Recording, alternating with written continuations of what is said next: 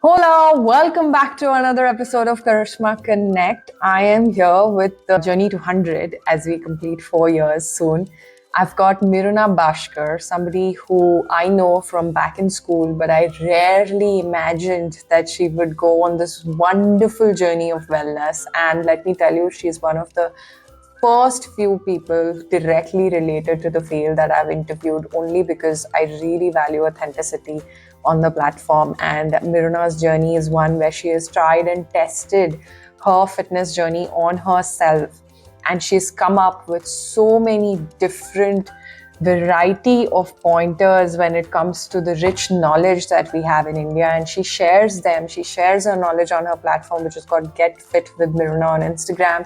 And she talks to me more for the first time, in fact, about that journey, about how she started and what prompted her to take up fitness and wellness at such a young age, but from a scientific perspective. And that's what's really interesting about this podcast. So go check it out. And until the next one, stay tuned. This is Karishma, and I'll be back with the well-awaited 100th episode soon. Ta-da. Thank you so much, Miruna, for joining me on this episode of Karishma Connect. It's quite a throwback to the past where I've seen you back in the day when I think we attended a coaching camp together and then school and everything. And to have discovered you all over again in a completely new avatar, doing a completely new, exploring a completely new dimension, I feel, to your own life and kind of sharing that with the world. I just felt like it's a story that I had to share. So I'm so glad you agreed to do this with me. Thank you so much once again. It's a pleasure to have you. Yeah, thank you so much for having me. I mean, I myself have been looking at your podcast for like a while now. And initially, before I even became a creator, I think you are one of the few creators who I came across. And I thought, wow, she's doing something really great. So it is actually very wonderful and I feel very honored to be in your podcast. So thank you for that. Thank you. Means a lot. Very rare times when somebody comes on the podcast and they've followed way back. Thank you so much. That means a lot to me. I'm so glad you tuned in. To begin with, Mirana, the first thing that I'm sure you would have noticed, the first thing that I do on any podcast is tell me about your journey so far, because I believe nobody else could tell it better than you. So go ahead, tell me how you started, tell me what kept you going, what's so special about where you are. Also, tell me about the different roles you dabble across in your life and what makes all of this worth knowing about. Okay. I think this is something that I have not publicly shared. This might be the first place where I'm properly telling my journey throughout from end to end. So I guess this is a great place also to start with sharing. So initially, as you know, we did our school together, right? Post that, I did my engineering in NIT Trichy, and that place is one of the most prestigious government colleges that is there in India, right? And it was very, very grueling. Those 4 years, I think, apart from studies, the only thing that kept me sane were the few clubs that I was a part of. So one was NCC, where I was a parade commander, flight cadet, and the other one was Toastmasters, where we focus on public speaking and leadership skills, right? So apart from these two things, the major chunks of what made me who I am, those 4 years when I did study, I did not exactly get much value out of it. Just like any other engineering student, I was also there, right? Just going with the flow, sitting for placements. And in Yeah. that way, I got a job in a company in Bangalore, right? Okay. So again, this was something which was entirely different from what I studied. I went into IT, whereas I studied chemical engineering, right? This is what tends to happen to most engineers as well. Mm. And I was kind of going with the flow, doing my job. And I would say it was a little bit confusing, especially to start with, because this is the age.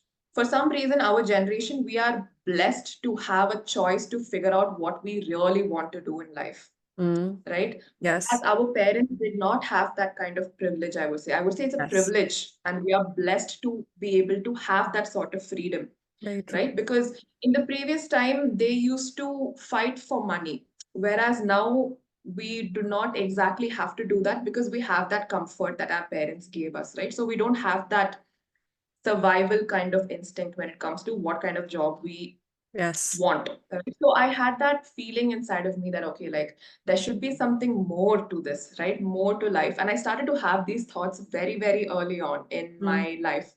I feel like there are a lot of people thinking about these things right now, which is great. But again, when I had started off, that was the feeling that I had. And I mean, you know that we had grown up in Dubai for about 17, 18 years. And then I had moved to India.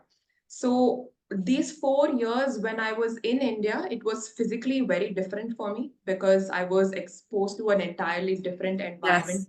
Physically, the water was different, the food was different, right? The humidity, all of that. So I could see my body changing, right? I was getting things like dust allergy, which I did not even realize I had in the first place, sinusitis.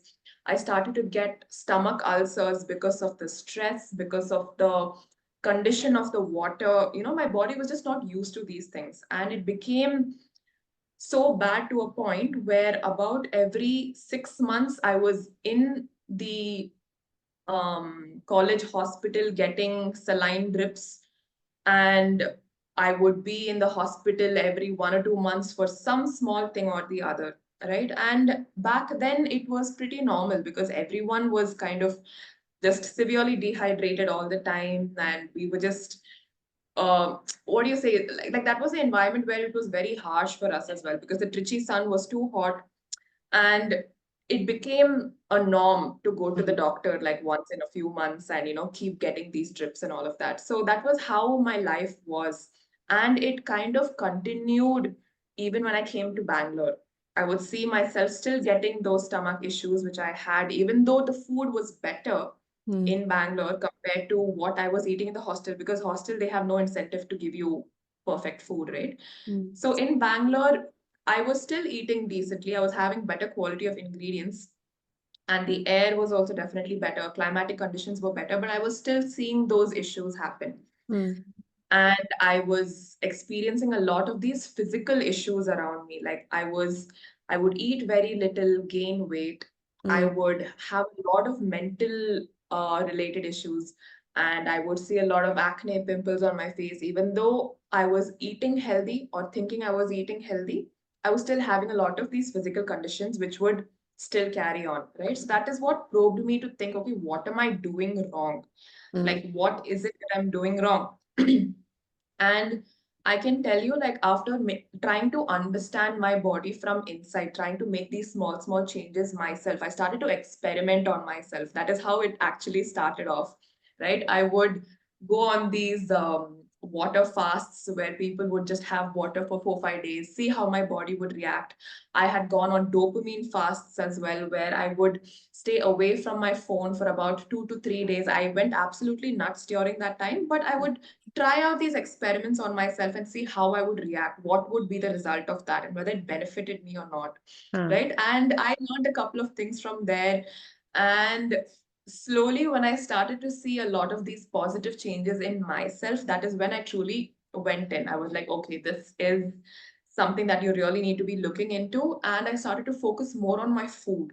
Mm. That is when the health, fitness, wellness started to all come together. Before it was just, scattered all around. I would be working out in college, I would be eating well here and there, but this is when it started to all come together. I was able to synthesize like, okay, this is good for this. If you're eating in this particular way, it benefits you in this way. And that is when I properly delved into this entire world of health and fitness. And that is when I started to see a lot of changes also in myself. Me being someone who had sinusitis for about 2 to 3 years in Bangalore, I used to wake up just sneezing like a crazy woman about 40 to 50 times every single day. And I could not really go without that antihistamine. Mm. I was heavily dependent on it. Mm. I would have it in my wallet even if money was not there, I would have that Yes. antihistamine in my wallet all times, right? Because what if I just start sneezing anywhere, right? Yeah. So I started to see issues like that fade away. I started to see my weight go back to normal. The Mm. biggest thing that I noticed was my face started to clear up. Mm. From within, you see that these changes that you make, they show on the outside, Yeah. right? So that is when I started to understand, okay, that these things are actually working out. Like I can see my body transforming. It was a very long journey. I had to study a lot, read a lot, learn a lot. And something that really helped me also, I would say, is that when I was younger, my mother would never really allow me to go to the doctor for any small thing. Like that is the kind of mentality with which we grew up.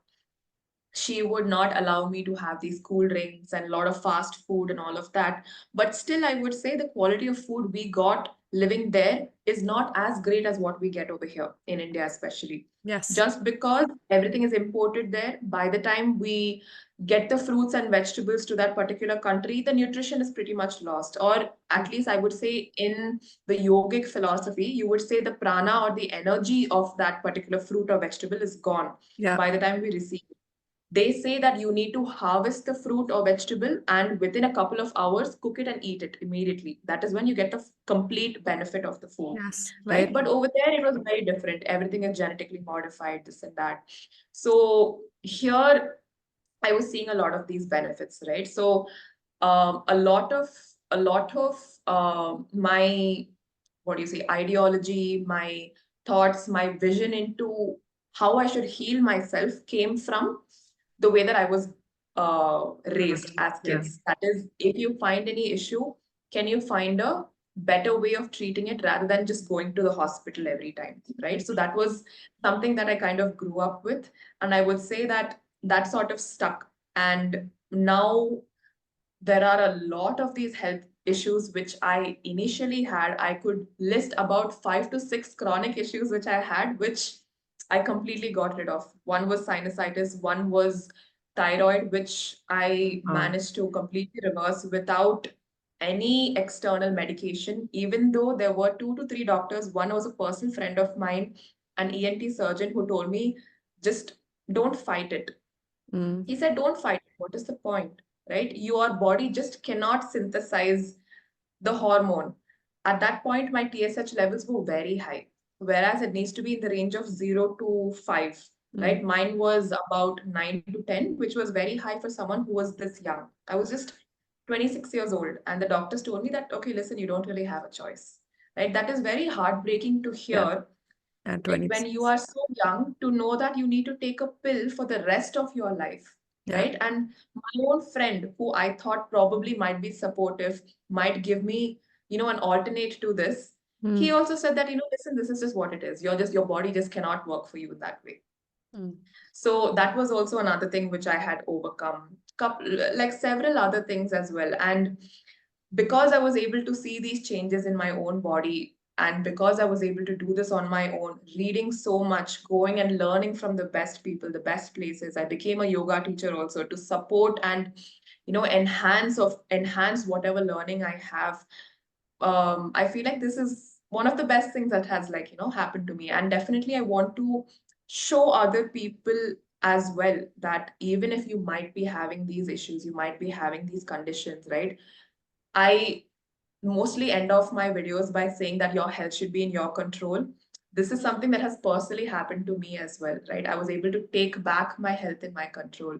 So that is kind of the reason why I started making Instagram videos as well. I thought that, I should, whatever I'm able to impart in whatever way I can, in the simplest of ways, right? You see a lot of these people make it might seem a little complicated, especially when you open a nutrition book and then you see all these different terms and enzymes and all these proteins and all of that, and you're like, what am I supposed to do? Like, make it simple, right? That is how it should be. Yeah. Health should be simple at the end of the day for people to follow, right? Yes. So that is my entire agenda, even with the lifestyle that I am living in. I'm trying to keep it as simple as possible, right? So that I get the maximum benefit out of it. So yeah, this is kind of my journey, and yeah, I think it has been very, very transformative.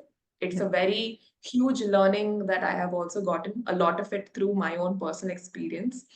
But I feel like it's really needed, especially in this world where we are so busy running after these unfortunately, we are running after these superficial things in life, but Yeah. we don't, do we really take a step back and reflect back at our own lives and see how our body is running, how we are, is our mental state even good, Yeah. right? These are the few things that we need to look into, and I feel like all of these conditions that I had really pushed me to do that. Yeah. And yeah, this is my journey so far.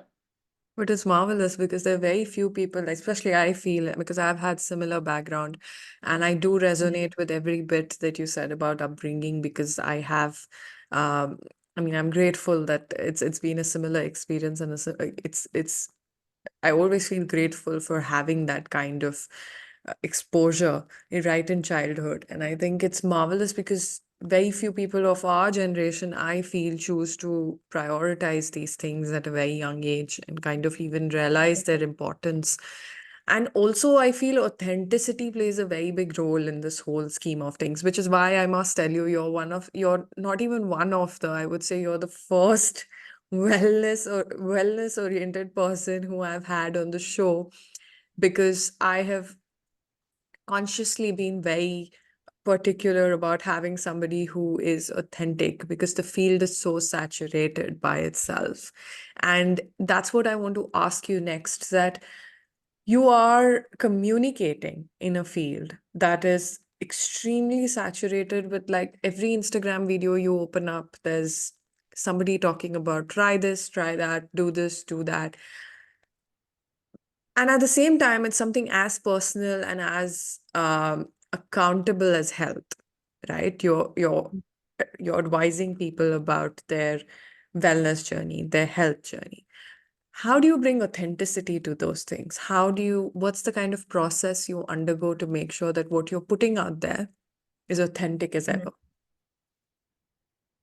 Okay, I mean, see that again, it depends from person to person. At least when I would put out any sort of content out there on Instagram or for anyone to see, right? It would be heavily backed by whether I myself do that or practice that or not, Mm, right? So that is the one thing that I think any viewer or any follower must look into. Like if you are following a particular health influencer, like some people might be following some 10 different people and everyone will give you a different opinion, right?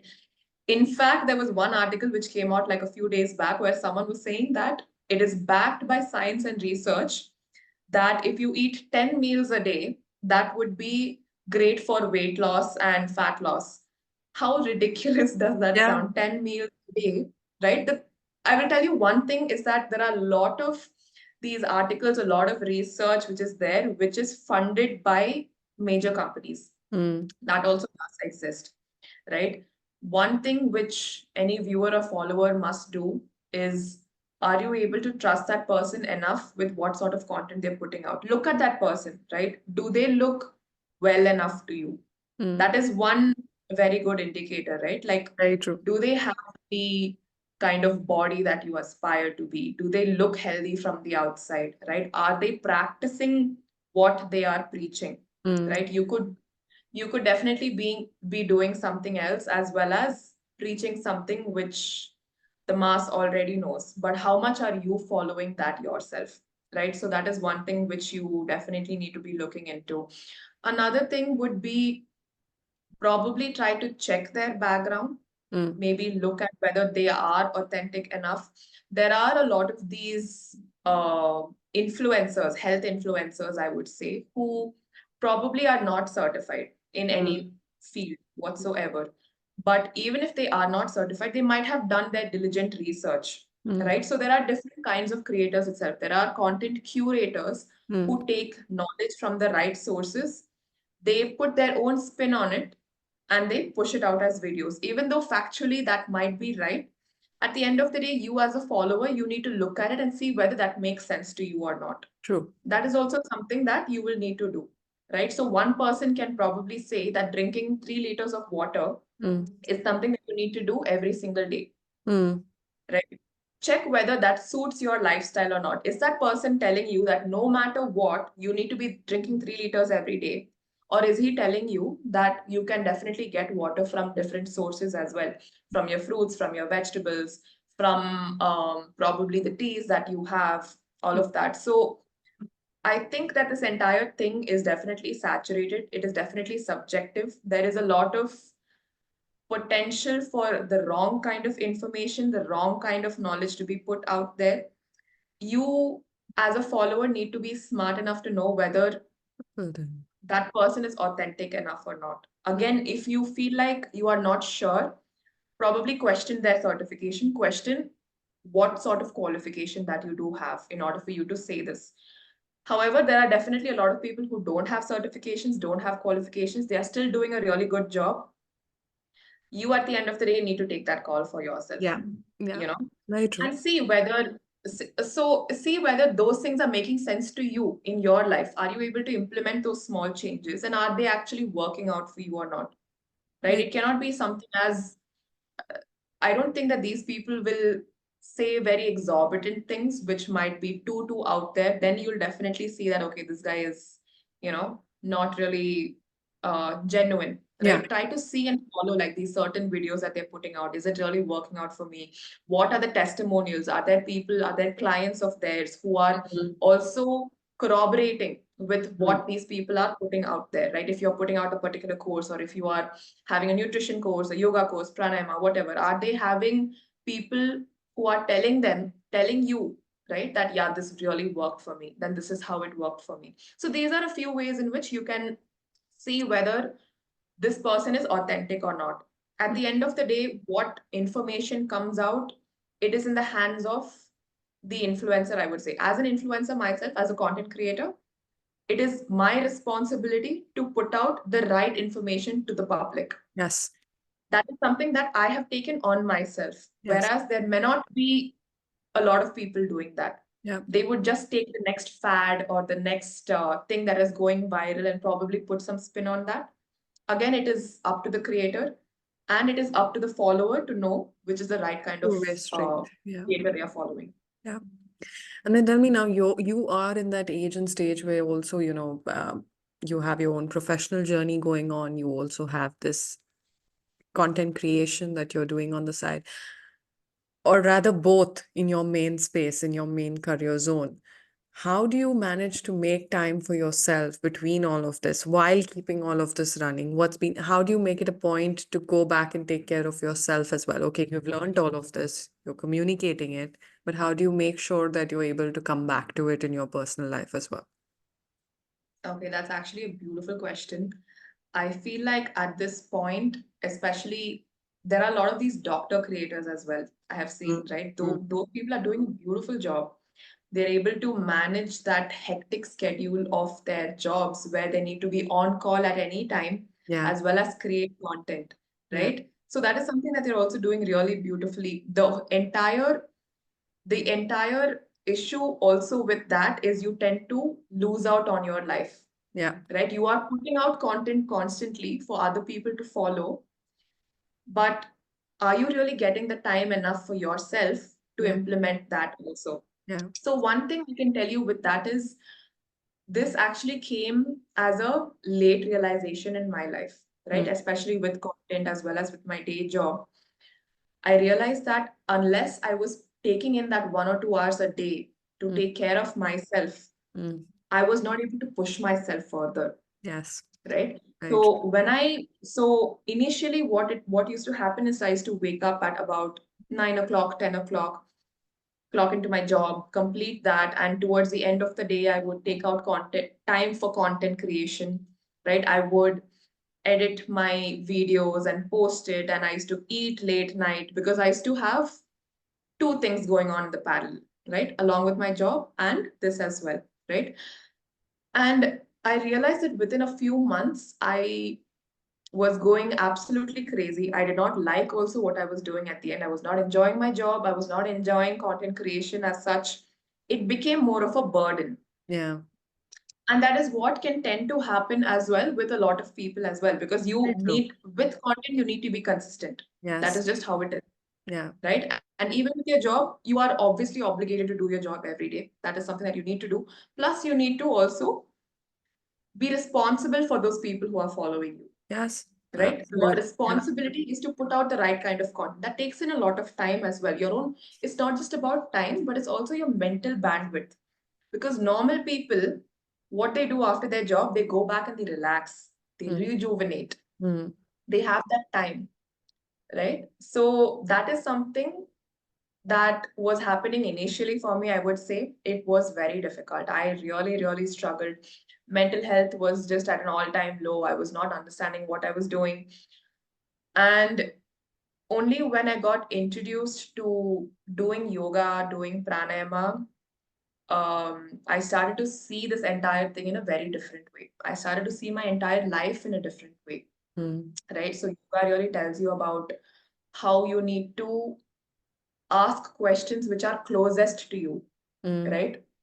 Um, a lot of people, I would say, they are looking at, too far into the future. Okay, this might get a little bit too deep, but let me try to Go handle ahead. it anyway. So I think a lot of us are asking these questions about what is my purpose in life? Like, what am I doing these certain things for? Right? Those questions are very, very far-fetched. Yoga tells you to ask the questions closest to home, closest to you, right? So when you're able to answer those questions, you are in the path of figuring out those farther questions, those far-fetched questions, Yeah. right? So this internal reflection that you need to do on yourself, I realized that I was very unhappy. When I started asking myself those questions, keeping a mirror in front of me and really looking at myself, I did not even like what I was seeing in the mirror. And how unfortunate is that? Yeah. As a follower, I'm pretty sure no one would have ever thought that she is someone who did not really like who she was seeing. And in fact, nobody in the world, I would say, should ever have that kind of feeling or thought, right? It's very unfortunate because we as individuals, we are so gifted, so beautiful. These million sperms that we had learned about, right? We were that one sperm that eventually reached the egg, right? If we were so precious and so beautiful, why don't we have that? So the entire concept of self-care became very, very vital for me, right? So going from waking up at 10, 11 and rushing to work, now I make it a conscious effort to wake up by 6:30, wake up at 7. As soon as I take a dump in the bathroom, go upstairs to my terrace, get some sunlight, do pranayama while I'm doing that, right? Staying inside your room where you don't really get enough vitamin D really affects your mood itself altogether. Yeah. We as individuals, we should be rising and sleeping along with the sun, but we are constantly in our house and barely exposed to the elements of life, right? That is not how we were designed Yeah. by the ultimate creator, right? So I started prioritizing these things, connecting with nature a little bit better in the morning, doing these pranayama and breathing exercises for myself, which again cured a lot of these mental confusion, these sinus related issues, stress related issues as well, right? Because pranayama is really known to avoid as well as cure a lot of these chronic stress related issues. Yes. So those can be diabetes, it can be heart disease, it can be thyroid. A lot of these issues come because of stress, which leads to inflammation and then eventually these chronic conditions, right?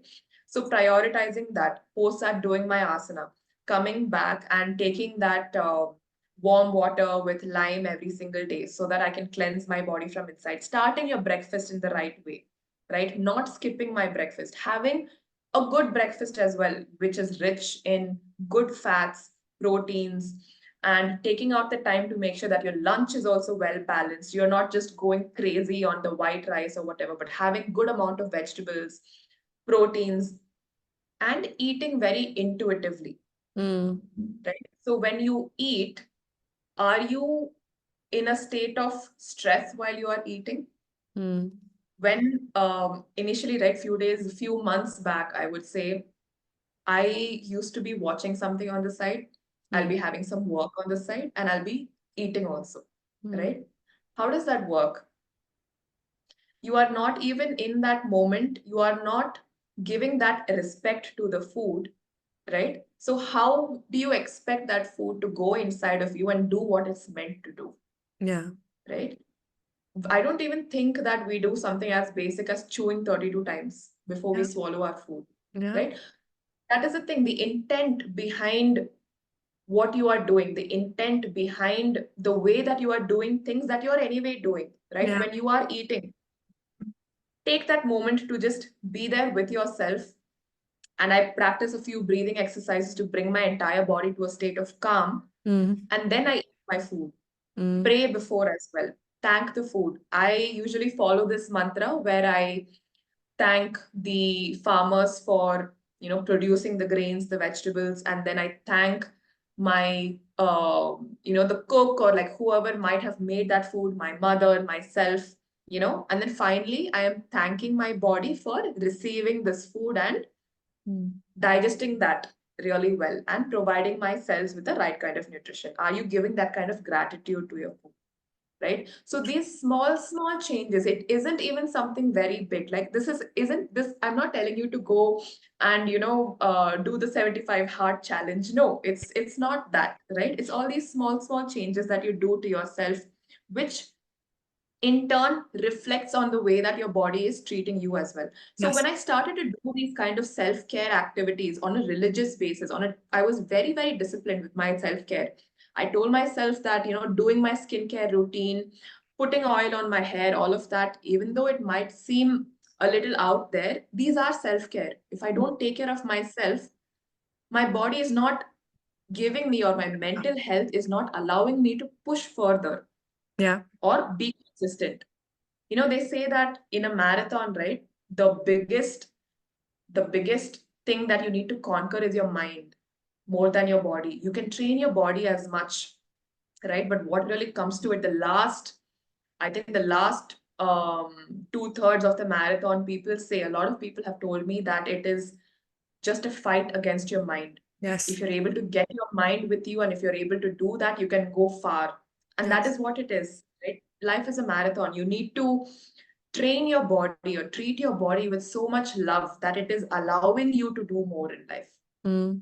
Mm. So that is why, even though I am doing so much, right? I'm doing my job, doing this as well, because I am diligently taking that time for self-care, I'm able to consistently do it, right? Expand. So the rest of my time definitely goes in self-care. I don't really have time for anything else, I would say.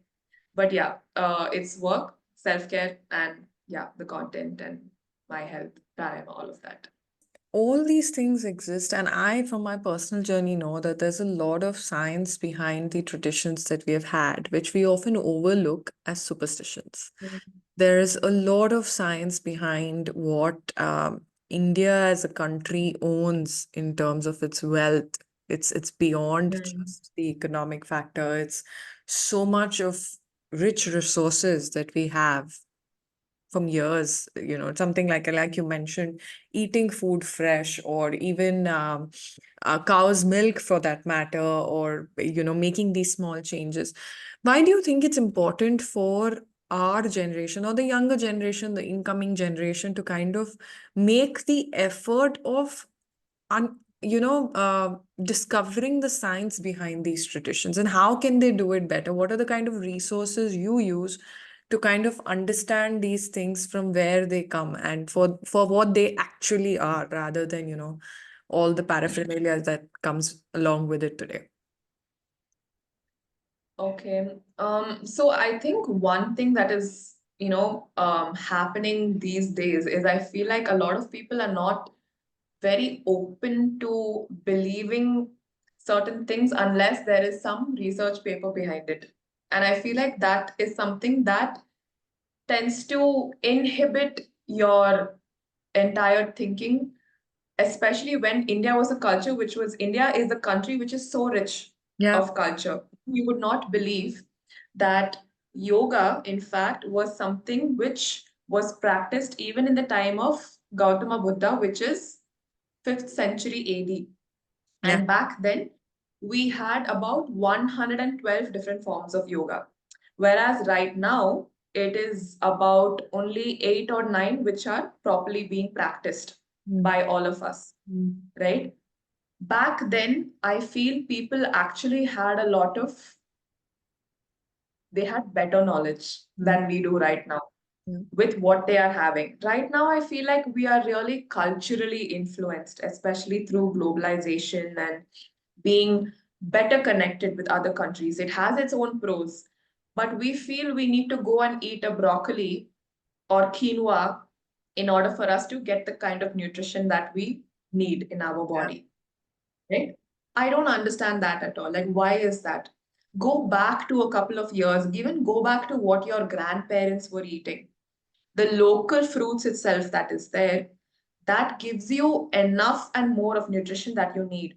People run behind things like red bell peppers, yellow bell peppers, which are supposed to be so rich in vitamin C. Whereas look at your amla, look at your gooseberry. It might not taste as great, but it has so much more vitamin C than your red bell peppers do. Yeah. And to be honest, this entire practice of yoga itself, pranayam itself, I have come across a lot of people who say, where is your research paper behind this? Mm. The problem is that there isn't enough money being poured Yes. into these practices, which we have been doing from the time of Buddha itself, which is why you don't have the research papers. True. It is as simple as that, It's right? not It is emotional. because technology, science, food technology itself has a lot of money flowing into it. There is a lot of companies which are channeling their resources towards that region. And that is why you have more research. My research is that I was able to reverse chronic diseases on my own without any medication. That is your proof. That should be your proof. That should be the research. I used to have so many pimples and acne on my face, so many hormonal imbalances in my body. Whereas now, there is absolutely nothing. That should be your proof, right? When you are having a stressful life, you are constantly in the state of mental fog. You are not able to give well to your job. You're not able to give well to your family. You're not able to take care of yourself. Doing these practices, you are so much more in control of your life. You're able to happily manage everything. Right? It's not just about managing. You're able to happily manage all of this. You're doing better. Your relationships are growing. You're doing much better at your job. You find your mental clarity improving. Why isn't that research enough, proof enough? Very true.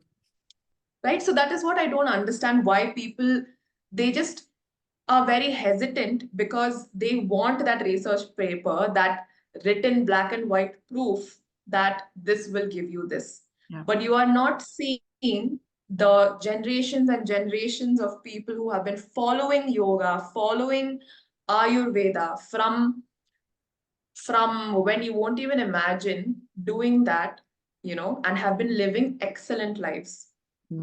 Not saying that medicine is wrong. It is definitely needed. It is helping a lot of people, right? But where is the balance, right? Are you going and running to the doctor for every small thing, or are you able to say that this is something that I can heal myself, or I can train my body to be more resistant towards these things? Are you looking at both? Now, that is the right kind of approach to have, right? So that is the thing, like look back, read back. There are a lot of these books in itself about Indian history, about our Indian food, right? The thing that is very local and native to India is all our gourds, right? Our ridge gourd, bottle gourd, all these root vegetables, right? The pumpkin, sweet potatoes, all these coquinia, all of that. Those are our native vegetables. Yeah. All these carrots and all these apples, all of that are these vegetation that has come from outside. Right? Even the cows that you have, the cows which do not really have the hump, those are the foreign bred cows. Yes. Right? So Yes, yes. it's a lot of globalization has happened where a lot of influence, cultural influence has happened. You are looking at you are looking outside to heal your own issue, which is happening inside. But look what is there around you. That in itself will be more than enough, right? Something as small as eating drumstick leaves, moringa, they say, right? That is so rich in so many vitamins, so many minerals. You don't really have to go and look around for any sort of superfood. If you just have that one thing, again, local to our land, right? Our land is so rich and so fertile. Why are we looking outside? Yeah. Right? Because the people outside are smart enough to push out a lot of these data, push out a lot of content, again, that is Sugarcoated. very fine, that's very good, but why are we getting influenced by them? Yeah. Which is why there should be a lot of rise in Indian influencers who are talking about our Indian culture and helping us go back to that, Yeah. right? From instead of eating this quinoa, quinoa is what? It's millets, Mm. right?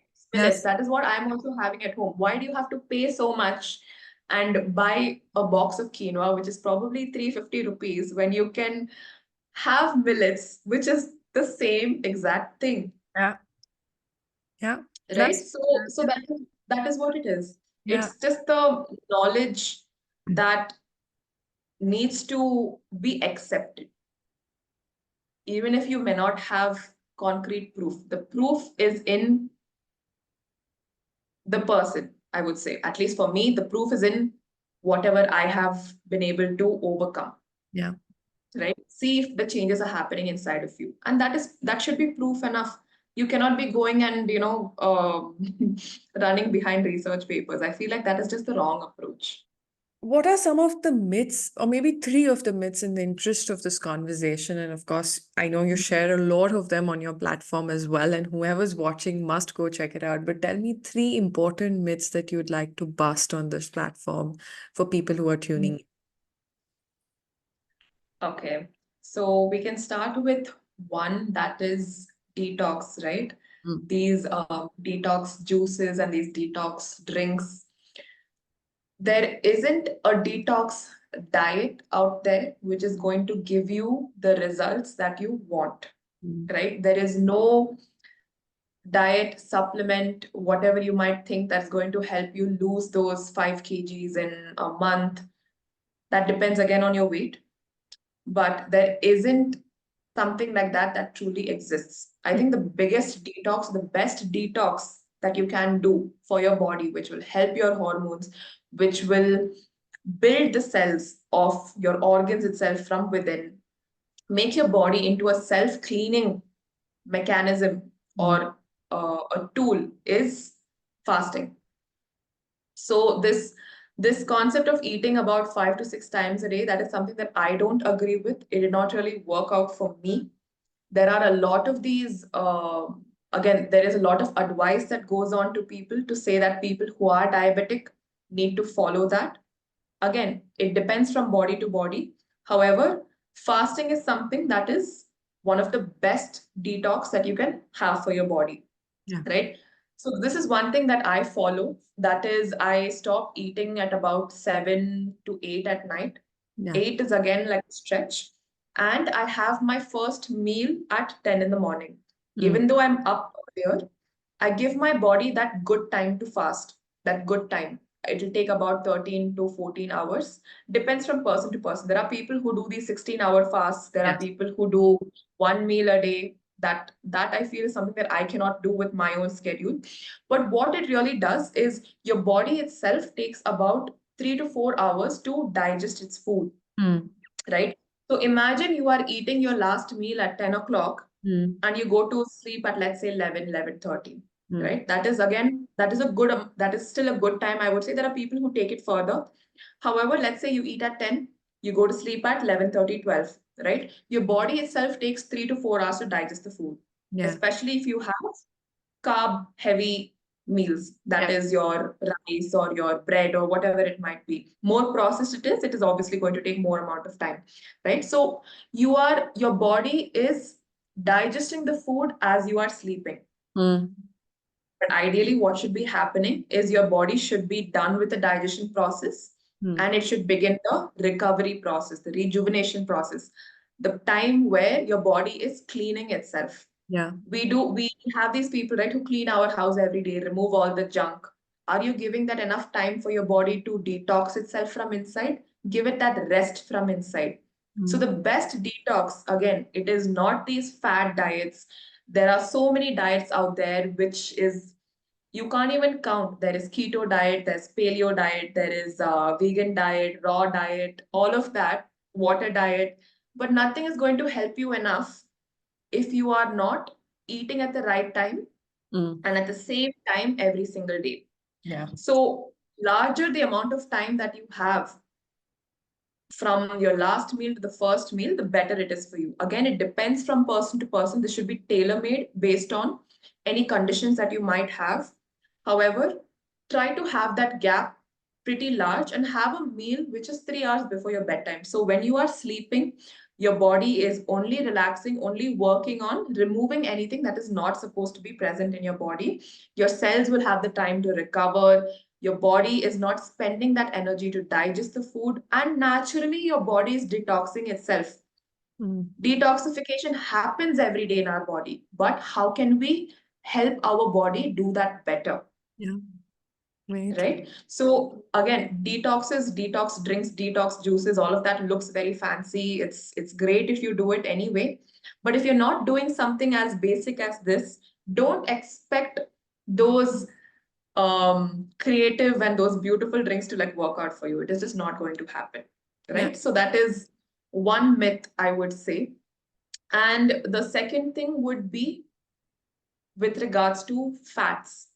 So there are a lot of people who shy away from fats. I mean, I myself was one of them when I was younger, when I was gaining weight, right? I would look at fats as, very, if you eat fats, you gain fat, right? You become fat. Sorry? Yeah, a lot of people do this with. Yeah, exactly. So stay away from ghee, stay away from coconut oil. But there were people who were eating egg yolks, ghee, coconut oil so much, years before us, nothing happened to them. They were completely fine, right? So why is that entire stigma about fats is because we don't have enough knowledge around it. The thing with those fats are they are good fats. In fact, they increase HDL cholesterol in our blood. So there are two types of cholesterol that is there. One is LDL, one is HDL, right? So HDL is the good fats.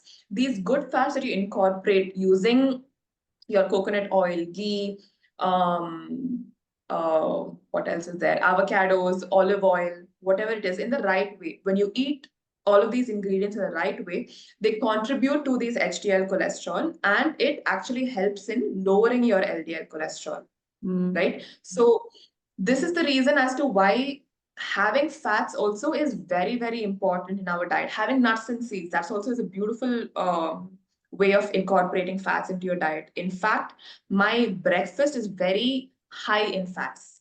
I tend to have an egg omelette, and I put a lot of chia seeds, flax seeds, and I have my sunflower seeds. I have a couple of nuts if I need to. If I'm not able to make the omelette, I will have fruits and a good assortment of these nuts and seeds, which is very rich in fats, right? But those actually help in keeping my bad fats in check. Those help in breaking down those bad fats in your blood and flushing it out of your body. Again, fats, your brain is actually made up of fats, the highest. That is the highest composition of your brain. That is actually fats. That is why you see people who are actually having high amounts of fats on a daily basis, they will be less prone to diseases like dementia, Alzheimer's, because your body is fueled by those fats, those good fats, right? So that is one very common misconception, I would say. When you are as kids, you would probably have an idealistic view of how your body needs to be, how your face needs to be, all of that. And people tend to say that, okay, like avoid fats, right? But have the right kind of fats and lower the wrong kind of fats in your body, right? So that is, again, I would say a second myth that people usually tend to have around this. Again, fats is also something very good for your skin. Your skin loves fats. These good butters and oils and all of that, your skin will just absolutely glow and it will love you for it. The elasticity of your skin will improve. Your skin barrier also will get stronger. So here's the thing, there are so many benefits of having fats itself for your body. So definitely do not shy away from having them. Incorporate the right kind of fats for your body. So that is, I would say, the second myth. The third myth is again, this is drawn out of personal experience. I wouldn't say that it is a myth. It would be more of an advice that I want to give most people, no matter what chronic condition that you might have, right? Unless it is very extreme, there are a lot of lifestyle changes that you can make to help yourself get better quicker. So let me take this out of my own experience from my family. So my mom has very high blood sugar, right? And people in India, especially, the two biggest problems I would say, one is heart-related issues, another would be glucose diabetes, right? This is the two most common things that people tend to get especially as they age. Yeah. Right. So when I was looking into that, this is when I started to realize that there were a lot of these lifestyle changes or lifestyle things that she was doing, which was contributing to that. And I realized that I was telling her that, Mommy, if you do these small things, you will not believe that it would actually get much better.